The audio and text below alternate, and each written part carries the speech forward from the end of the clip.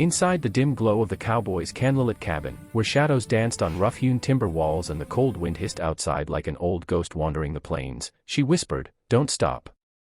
I need this," not with desire but with the trembling urgency of someone who had been running from fear for far too long. The cowboy, rugged from years of storms and solitude, stood steady before her, offering what she needed most: safety, warmth, and the silent promise that she was no longer alone in a world that had tried to break her spirit. Moments earlier, he had found her collapsed at the edge of the creek, soaked, shivering, and barely conscious, chased by trouble she could scarcely put into words. He carried her inside, wrapped her in a heavy wool blanket, and placed her near the fire while the golden glow flickered over her frightened eyes. Now, as she clutched his arm with trembling hands, asking him not to stop, she meant the reassurance he gave her, his calm voice, his steady presence, his strength that felt borrowed from the mountains he lived beneath. "You're safe here," he murmured, refilling her cup with warm herbal tea he brewed from leaves gathered in the hills. She held it with fingers still shaking from cold and fear, whispering again, "I need this, just don't go." Her eyes glistened, not with romance, but with the fragile need for someone who would not abandon her when darkness crept too close. The cowboy didn't ask for details immediately. He knew trauma wasn't a door to kick down but a knot to carefully loosen. Instead, he sat near her, boots still muddy from the night's search, and listened as the storm within her slowly began to quiet. Eventually she spoke, voice thin and cracking, how she had been traveling with a wagon group but fell behind when bandits attacked, how she escaped only by hiding in a ravine until nightfall, how the terrifying silence afterward felt worse than the gunshots. She told him how she wandered for hours, barefoot, lost, and praying for a miracle. And then, she said, looking at him as if she were staring at a lighthouse after a shipwreck, "You came." He tipped his hat with a humility that seemed woven into his bones. Anyone would have done the same. But she shook her head. No. Not anyone. The wind howled again, rattling the windows like a reminder of the world outside, and she instinctively moved closer, seeking his steadiness. He added more logs to the fire, the flames rising like golden wings that warmed the entire cabin. For a long stretch of time, neither spoke. She simply breathed, letting her heartbeat slow to match the steady rhythm of the crackling fire. The cowboy handed her a bowl of stew he had cooked earlier, and with each spoonful she seemed to regain color, life, and clarity. When she finished, she thanked him with a soft voice that carried more gratitude than words could hold. But her eyes revealed something else too, guilt, perhaps, or worry.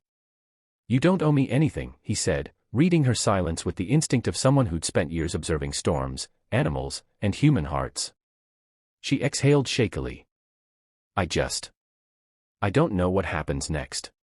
He stood, walked to the window, and looked out at the moon hanging like a silver coin above the valley. "What happens next," he said quietly, "is up to you. But you're not facing it alone, not tonight, not while the danger is still out there." Her eyes widened. "You think they're still looking for me?" He nodded.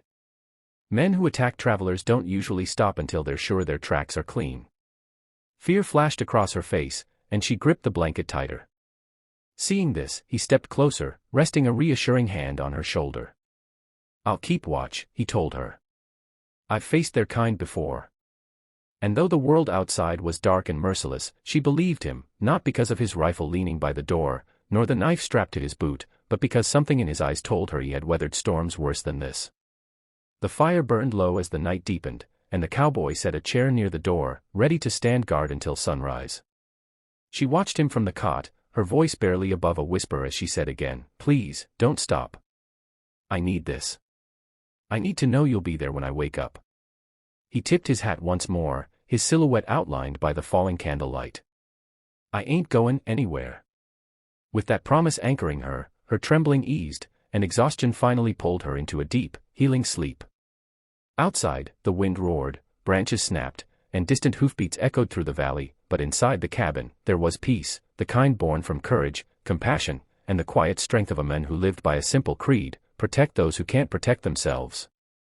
As the final candle flickered and burned low, the cowboy kept his eyes on the door, knowing that sometimes the greatest battles weren't fought with guns or fists, they were fought by standing steady, when someone else's world was falling apart. And in that candlelit cabin, with shadows curled like sleeping wolves and hope glowing like a fragile ember, he became her shield against the night. When dawn finally broke and light streamed in through the cracks in the wooden walls, she opened her eyes to find him still there, boots planted firm, gaze sharp, ready for whatever came next. "Thank you," she whispered, voice steadier now, filled with the strength she'd forgotten she had. The cowboy simply nodded and handed her a mug of fresh morning coffee. "Sun's up," he said softly. "And so are you. That's what matters." And in that moment, between fear and healing, darkness and dawn, she felt something return to her that the world had tried to steal: hope. If you want to keep hearing powerful Western tales filled with strength, courage, survival, and heart, stories that remind us we're never as alone. The morning sun painted the valley gold, but the peace it brought did not last. The cowboy felt it first, an unease crawling along the back of his neck like a warning carried on the wind. As the woman sipped her coffee, strength slowly returning to her, he stepped outside, scanning the horizon with narrowed eyes. Tracks, fresh ones. Hoofprints cutting through the damp earth, heading straight toward his cabin. His jaw tightened, the bandits were close. Inside, she sensed his tension and stood, clutching the blanket around her shoulders. "They're coming, aren't they?" she whispered. He didn't answer immediately, silence told her enough.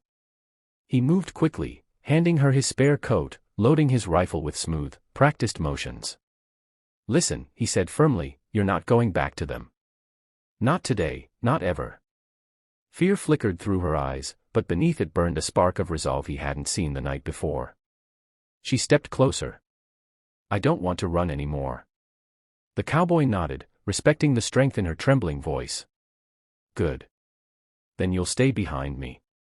The distant thunder of horses grew louder, echoing across the valley like a storm rolling in. Dust rose on the horizon, 3 riders, dark silhouettes growing bigger.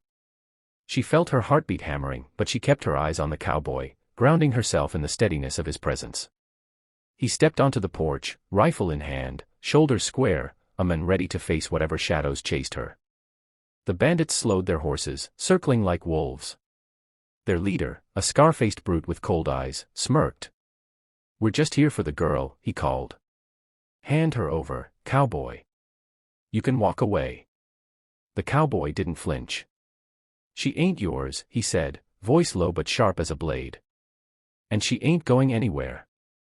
The leader laughed, but there was no humor in it. "You think you can stop us?" The cowboy's answer was simple, a single step forward. Inside the cabin doorway, she watched, heart pounding but filled with a courage she didn't know she possessed. For the first time in days, she felt like she wasn't running blindly, she was standing with someone who believed she deserved to be free. The wind shifted. A moment of stillness. Then chaos. One bandit drew his gun, but the cowboy was faster, firing a warning shot that sent their horses rearing. Dust exploded. Shouts echoed. The leader cursed and pulled back. "This ain't over," he snarled before galloping away with the others, retreating but not defeated. Silence slowly settled again, broken only by her shaky breath as the cowboy lowered his rifle. She stepped out of the cabin, eyes glistening. "You saved me again," she whispered. He shook his head. "No. You stood your ground. That's the start of taking your life back." And as the morning light bathed them both, she realized something powerful: she was no longer just surviving. She was fighting to live.